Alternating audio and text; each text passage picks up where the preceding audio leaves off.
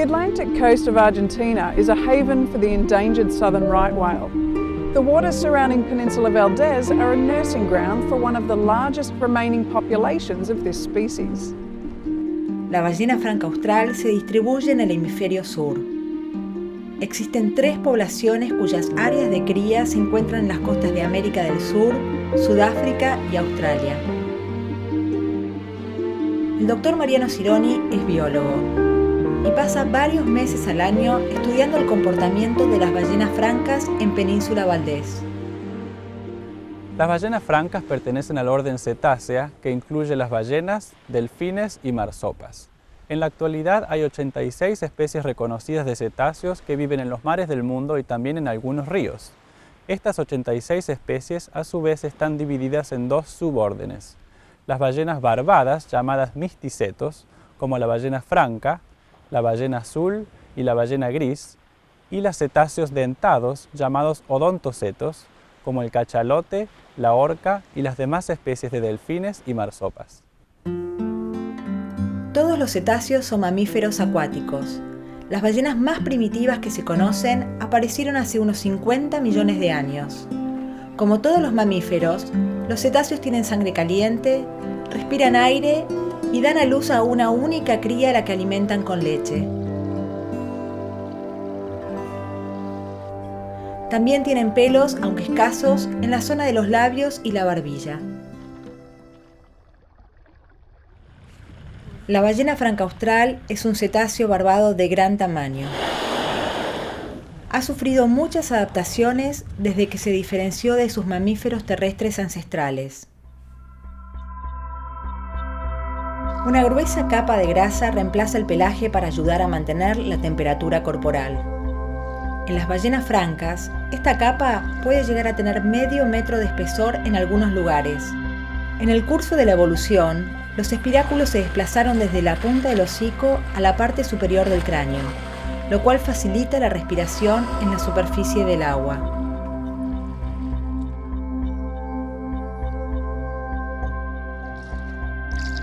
Las mandíbulas de las ballenas francas se alargaron y curvaron notablemente, permitiendo alojar a las 250 barbas que cuelgan de cada lado del maxilar superior o rostro.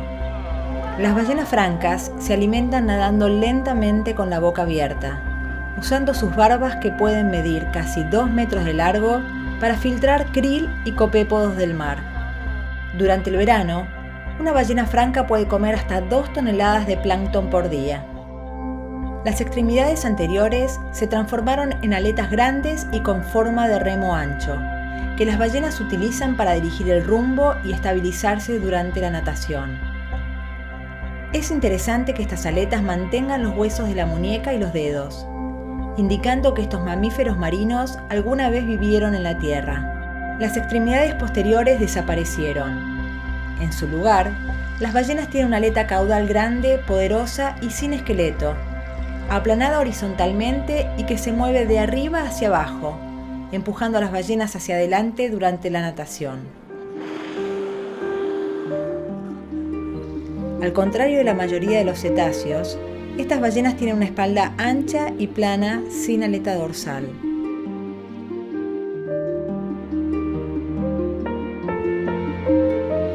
A pesar de sus inmensas proporciones, las ballenas francas son muy acrobáticas. Frecuentemente se las observa navegando con la aleta caudal fuera del agua o golpeando la superficie con su cola o aletas pectorales.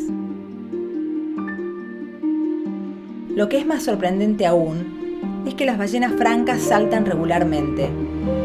Propulsan su cuerpo de 12 a 16 metros de largo y 40 a 60 toneladas de peso con solo 2 o 3 golpes de su poderosa aleta caudal.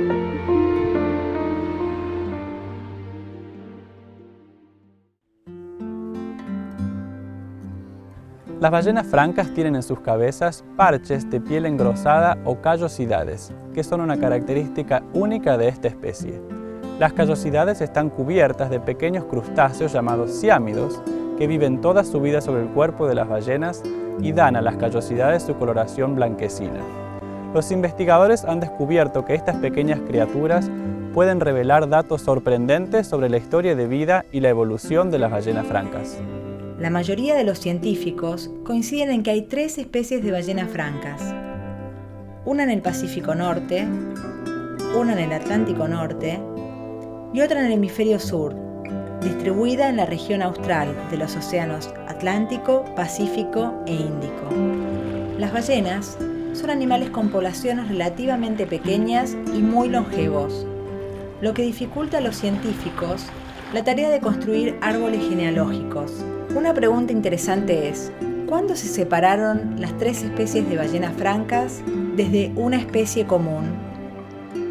The right whale populations in all 3 ocean systems, the North Pacific, the North Atlantic, and the Southern Hemisphere, appear to have been continuously large for several million years before human exploitation reduced them all nearly to extinction.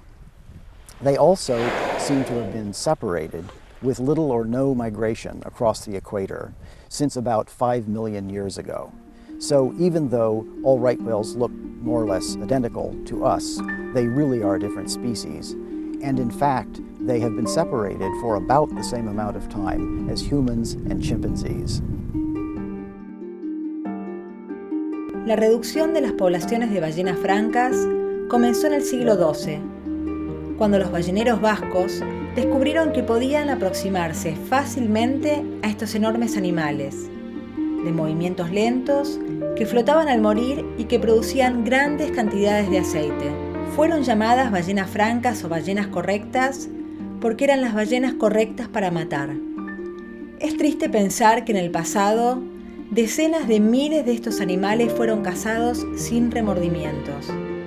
En 1931, las ballenas francas fueron protegidas internacionalmente de la cacería comercial. Todas las poblaciones fueron reducidas drásticamente con respecto a sus tamaños originales. A pesar de décadas de protección, algunas especies en el hemisferio norte aún no se han podido recuperar. La población del Atlántico Norte contiene solo 350 animales y la del Pacífico Norte es todavía aún más pequeña.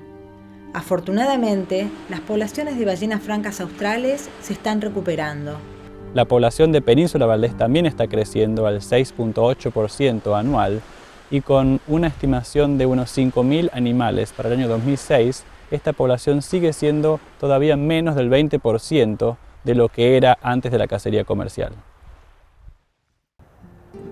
Península Valdés es una importante área de cría para la ballena franca austral durante el invierno y la primavera en el hemisferio sur. La alimentación no es una prioridad en esta área, pero hay otras actividades importantes para las ballenas durante su estadía en las aguas poco profundas y protegidas de las bahías de esta península. Las pares madre-cría de ballenas francas pasan la mayor parte de su tiempo solos en Península Valdés. Las interacciones con otras ballenas ocurren, pero normalmente son breves. Después del nacimiento del ballenato, hay un periodo de algunas semanas de bastante natación, porque el ballenato está desarrollando su locomotricidad. Luego hay un periodo de mucho juego y de mucho descanso, y luego otra vez un periodo de mucha natación que prepara a la cría para su primera migración hacia las áreas de alimentación. Ocasionalmente nacen algunos ballenatos blancos, unos 5 cada año en Península Valdés. No son completamente blancos, son albinos parciales con algunas manchas negras. A medida que van creciendo, se vuelven más oscuros, pero no llegan a tener el color negro normal del resto de las ballenas francas. Durante la lactancia, las hembras y sus crías pasan la mayor parte del tiempo cerca de la costa. Frecuentemente puede verse a los juguetones ballenatos cubriendo los espiráculos de sus madres con la cola, quizás como una manera de llamar la atención de las hembras. A veces, las madres giran sus cuerpos y mecen a sus ballenatos sobre su pecho, tomándolos con sus enormes aletas pectorales. Los machos adultos y las hembras sin crías se encuentran en aguas más profundas, frecuentemente en grupos de cortejo y cópula. Las ballenas francas son promiscuas. Los adultos forman grupos de cópula en los que varios machos compiten por el acceso a una única hembra. Las hembras a su vez son muy selectivas y evitan las cópulas no deseadas colocándose con la panza arriba en la superficie para dificultar la cópula. Las hembras dan a luz a una cría cada 3 años en promedio. La gestación dura 1 año, luego la hembra pasa otro año amamantando a la cría y luego pasa un tercer año recuperando reservas de grasa para su próxima preñez. En promedio tienen a su primera cría a los 9 años, pero hemos registrado hembras con crías a los 7 años de edad. Los juveniles pasan casi la mitad de su tiempo aquí socializando con otras ballenas. Además son animales muy juguetones, juegan ellos solos, juegan con otras ballenas y también juegan con objetos flotantes. Las hembras juveniles pasan mucho tiempo interactuando con crías y los machos pasan mucho tiempo socializando con otros machos. Todas estas diferencias en el comportamiento sugieren que Península Valdés es un sitio importante para el desarrollo social de las ballenas juveniles, que vienen aquí a crear lazos sociales y a aprender comportamientos que pueden ser importantes y relevantes para su vida como ballenas adultas. Populations of southern right whales are slowly increasing since the first studies began in the early 1970s. Every year, more and more right whales are seen in the bays of Península Valdés. En 1970, el Dr. Roger Payne comenzó a estudiar a la población de ballena franca austral de Península Valdés. Este estudio es actualmente el de mayor continuidad en el mundo realizado sobre una especie de ballena. Desde hace 30 años, cada temporada, la investigadora Vicki Roundtree observa y registra desde los acantilados en el Golfo San José el comportamiento de las ballenas francas. Vicki utiliza los patrones de callosidades de las ballenas francas para identificarlas individualmente. Callosities are raised patches of roughened skin that are on the heads of the whales in the same places that humans have facial hair. So they have them above their eyes, eyebrows, along their lower jaw. The callosities that we mostly use for identifying the whales occur between their top lip and their nostrils, their blowholes. And the placement and shape of the callosities is different in every individual whale. They look white from afar, but really the callosity tissue, most of it, is gray, and they're covered by thousands of whale lice that make them appear white when you are from the air taking photographs of them. Los investigadores anualmente realizan relevamientos fotográficos desde un avión, volando a unos 200 metros de altitud a lo largo de la costa de Península Valdés, donde se congregan la mayoría de las ballenas. Toman fotografías de los patrones de callosidades de cada ballena observada. La comparación de fotografías aéreas de los animales posibilita la identificación de ballenas individuales y el registro de las historias familiares a lo largo de las generaciones. Vicki Roundtree utiliza un sistema de fotoidentificación computarizado para comparar el patrón de callosidades de las ballenas francas. Este programa convierte el patrón tridimensional de callosidades de una foto en un extracto bidimensional.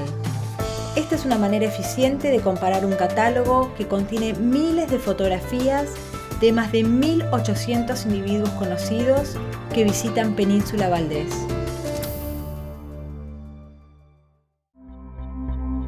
Las ballenas francas australes son avistadas en Península Valdés entre los meses de mayo y diciembre.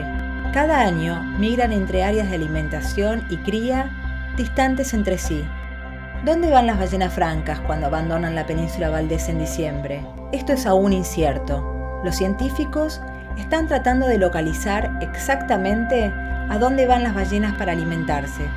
Vicki Roundtree y el estudiante de doctorado Luciano Valenzuela están armando este rompecabezas poco a poco. Sabemos que existen 7 áreas de alimentación que fueron reconocidas por los balleneros en las épocas de cacería, pero desconocemos si estas 7 áreas están siendo utilizadas hoy en día, desconocemos si hay nuevas áreas de alimentación, también desconocemos si las ballenas francas de Sudáfrica y de Península Valdés comparten áreas de alimentación en el Océano Atlántico Sur. Para responder a esta pregunta, Luciano está recolectando pequeñas muestras de piel de las ballenas francas australes, a fin de realizar análisis genéticos y de isótopos estables. Las mediciones realizadas por Luciano en biopsias de piel y en barbas de ballenas varadas reflejan los valores de isótopos encontrados en el alimento y las cadenas alimentarias. Proveen información sobre la dieta y la ubicación de las áreas de alimentación. Esto es un gran misterio que realmente necesitamos responder si es que queremos realizar políticas de conservación en todo el rango migratorio de las ballenas francas. En sus vidas cotidianas, las ballenas francas enfrentan pocas amenazas naturales de sus predadores. Sin embargo, los impactos humanos están afectando a todas las poblaciones de ballenas francas y sus hábitats. La ballena franca del Atlántico Norte está siendo severamente dañada por las colisiones con barcos y enmallamientos con redes y sogas de pesca. La población de ballena franca austral que visita la península Valdés enfrenta una amenaza particular y en aumento, que además proviene de una especie autóctona, la gaviota cocinera. Las gaviotas cocineras han aprendido a alimentarse de la piel y de la grasa de las ballenas francas en Península Valdés.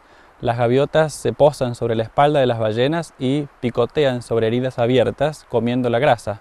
Esto es muy doloroso para las ballenas y por eso la calidad de vida de las ballenas francas en Península Valdés se ha visto seriamente reducida por este acoso de las gaviotas.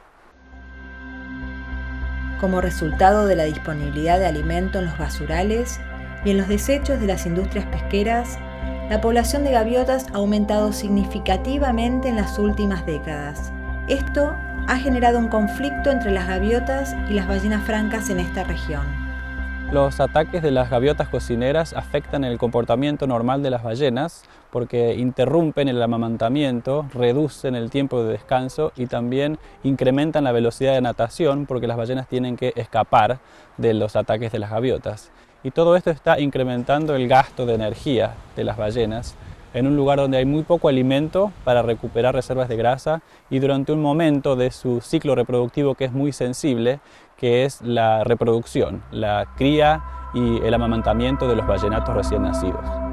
La mayoría de los ataques, casi el 90% de los ataques, son dirigidos a las crías, porque las crías pasan mucho tiempo en la superficie y porque nadan más despacio que los adultos. Tememos que estos ataques repetidos en las crías puedan efectivamente reducir la supervivencia de los ballenatos justo antes de su primera migración hacia las áreas de alimentación.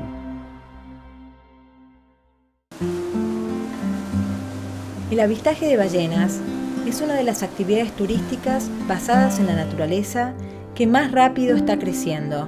A nivel internacional se ha incrementado exponencialmente en las últimas 2 décadas. So all the problems of whales, not just whaling,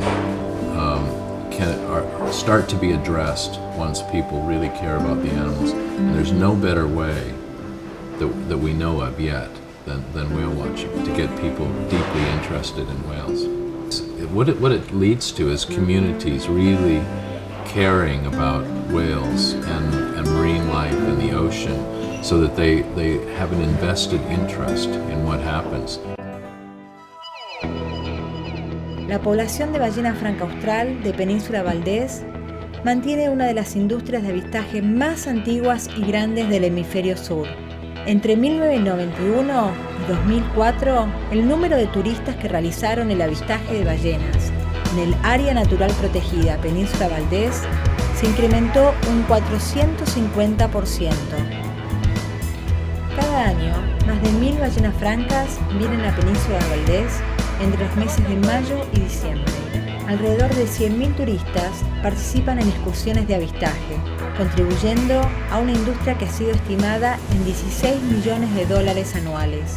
Desde Puerto Pirámides, los turistas se pueden embarcar para observar un gran número de ballenas francas como en ningún otro lugar del mundo. Las naciones sudamericanas están decididas a utilizar a sus ballenas de maneras no letales. En Sudamérica realizamos investigación no letal, promovemos el avistaje de ballenas como una alternativa a la cacería de ballenas y trabajamos con los gobiernos para crear nuevos santuarios para proteger a los cetáceos en toda su área geográfica. Due to conservation efforts, this species continues to defy the odds despite coming perilously close to the edge of extinction. However, its future remains fragile and the long-term survival of the southern right whale rests in our hands.